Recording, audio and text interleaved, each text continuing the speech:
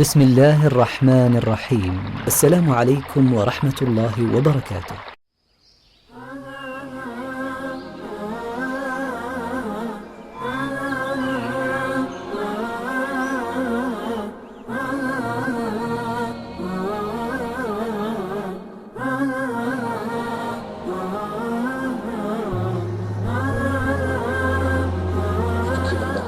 هو انه انا متكسر، كسلان، خمول، ما اقدر اقوم، ما اقدر امشي، مالي نفس ارفع شيء، مالي قادر ارفع قلم. اذا نهضت من النوم اروح انا متمدد عشان ارتاح من النوم، ومالي همة وامراض ورماجة، الام في الركب ووسواس وضعف نفسي واحيانا اكتئاب وبلادة وعدم نشاط وحيوية. ما في الحيوية، حتى عند الصغار افتقدوا الحيوية. هذه موجودة مشان نتخلص منها. هي اولا ليش؟ هذه عبارة عن وجود نسبة ارتفاع التحمض في الدم، تأتي من كثرة تناول المواد اللي نزلت علينا جديدة، العصير المعلب، الوجبات السريعة كثرتها، الحلويات كثرتها، كثرة تناول الأشياء اللي هي الدسمة، لكن بتعمل تراكم سمية في أمعائنا. كيف نتخلص منها؟ بالفقرة الصغيرة هذه.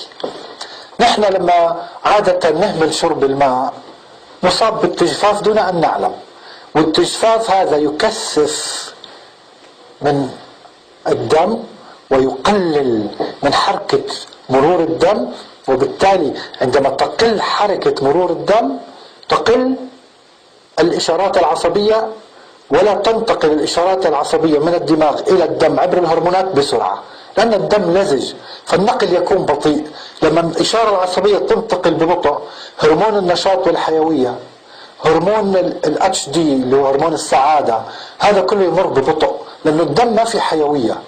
من أجل نحن نتجاوز هذه الحيوية ويصير هذا الكسل ويصير عندنا حيوية، لازم نخلص الدم من الحمضية، يعني نرفع القلوية، يعني نرفع المناعة. وهذه الوصفة تفيدنا للرشحات، لأمراض العدوى، للسعال، للكرش اللي عنده كرش، لأمراض القولون العصبي، للفطريات، جرثومة المعدة، للخمول، للدوخة، للضغط بكافة أشكاله، حتى الأمراض السرطانية. بسيطة جدا. نجيب لترين أو لتر ونص ماء، قارورة ماء فيها لتر ونص ماء. نجيب ليمونة حامضة اللي لونها أصفر، نقطعها بالنص، نعصر الليمونة كلها في اللتر ونص تبع الماء، بعدين نقطع القشر ونرمي القشر في القارورة ونسكر. بعد نصف ساعة تبقى صالحة للاستعمال. ماء عادي اللي مش دافي، ماء عادي اللي نشربه. انت تصير تشرب من هذا الماء على نهارك. لما تخلص هذه القارورة اعمل واحدة ثانية، تصير تشرب في اليوم 2. هذا ايش يعمل؟ هذا يعمل على حرق الدهون، تسريع بحرق الدهون، القضاء على الكرش. والله ما تشوف بعد 2 3 أشهر 4 أشهر انت تشربها الا تشوف بطنك بدأ يتقلص للخلف يرجع. ليه؟ لأن الغازات والانتفاخات هذه كلها تروح، لأن جسمك مخزن كتل من الطعام القديم المتحجر على شكل كرات من البراز متحجرة فيك، ما طلعت. هذه اللي عاملة اندفاع للأمام في بطنك، هذه اللي عاملة كرشة.